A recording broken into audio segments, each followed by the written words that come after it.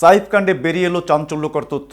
এবার ফেঁসে গেলেন খোদ সাইফের স্ত্রী বলিউড অভিনেত্রী কারিনা কাপুর। হঠাৎ বলিপাড়া সরগরম হয়ে ওঠে সাইফ আলী খানের উপর হামলার ঘটনায়। গত 15 জানুয়ারি ঘটে যাওয়া হামলার ঘটনায় এখনও হিসাবের সমীকরণ থামছে না। ভেসে আসছে নতুন নতুন তথ্য। সম্প্রতি এক অভিনেতার দাবি সেদিনকার ঘটনা ছিল সাজানো নাটক, যার নেপথ্যকারী সাইফ পত্নী কারিনা নিজেই।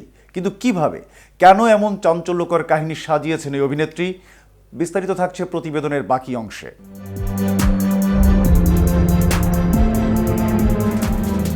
5 দিনের মাথায় হাসপাতাল থেকে যখন সাইফকে ছেড়ে দেওয়া হয়, তখন তার চেহারা দেখে চমকে ওঠেন সকলে। হাতের কবজি ও ঘাড়ের কাছে ব্যান্ডেজ ছাড়া সারা শরীরে ক্ষতের কোনো চিহ্ন নেই। চোখে মুখে উজ্জ্বলতা দেখে সন্দেহের দানা বাঁধে অনেকের মনে।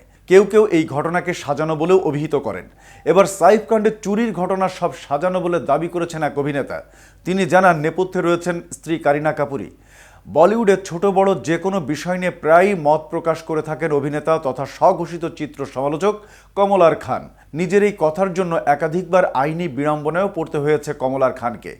এবার সাইফকে মাত্র 5 দিনে পায়ে হেঁটে বাড়ি ফিরতে দেখে সন্দেহ প্রকাশ করেছেন তিনি। কমলের কথায়, সাইফকে 6 বার ছুরি দিয়ে কোপানো হলো, আর হামলাকারীকে একটা আঁচড় পর্যন্ত দেননি সাইফ। যাকে গ্রেপ্তার করা হয়েছে তার সঙ্গে সিসিটিভি ফুটেজের ধরা পড়া ব্যক্তির মুখেরও কোনো মিল নেই। তাই আমার মনে হয় সে রাতে ওদের বাড়ি থেকেও আসেনি, আর এটা সাইফ কারিনার ঝগড়ার পরিণতি। যদিও কমলের এই দাবি কেউ বিশেষ পাত্তা দিতে নারাজ। উল্টো তাকে নিয়ে অনেকের মত শুধু দৃষ্টি আকর্ষণ করতেই এমন মন্তব্য করেছেন তিনি। এর আগে পুলিশি জিজ্ঞাসাবাদে সাইফ বলেছিলেন, হামলার দিন 11 তলার বেডরুমে আমি আর আমার স্ত্রী কারিনা কাপুর ঘুমিয়েছিলাম।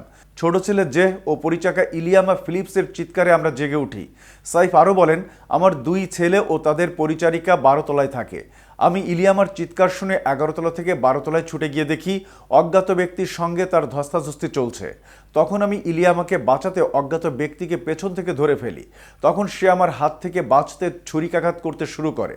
বিভৎস সে রাতের কথা মনে করে সাইফ বলেন, মূলত ডাকাতির উদ্দেশ্যেই 12 তলায় বেয়ে উঠেছিল ওই অজ্ঞাত পরিচয় ব্যক্তি। কিন্তু ধরা পড়ায় ধারালো ছুরি দিয়ে আমাকে এলোপাতাড়ি আঘাত করতে শুরু করে। সাইফ বলেন, আমাকে রক্তাক্ত অবস্থায় দেখে কারিনা ও 2 ছেলে ঘাবড়ে যায়। সে সময় হামলাকারীকে ধরে পাশের একটি রুমে বন্দিও করেছিলাম, কিন্তু সেখান থেকে সে পালিয়ে যায়।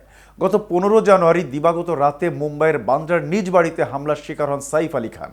হামলাকারী হিসেবে অভিযুক্ত মোহাম্মদ শরীফুল ইসলাম শেহজাদ সাইফকে 6 বার ছুরিকাঘাত করেন। হামলার পরপরই রক্তাক্ত সাইফকে ভর্তি করা হয় লীলাবতী হাসপাতালে। সেখানে সফল অস্ত্রোপচার সহ 5 দিনের চিকিৎসা শেষে গত 21 জানুয়ারি হাসপাতাল ছেড়ে বাসায় ফেরেন সাইফ। এতক্ষণ সাথে ছিলাম আমি শাহনেওয়াজ। KTV শোবিজের সাথে থাকার জন্য ধন্যবাদ।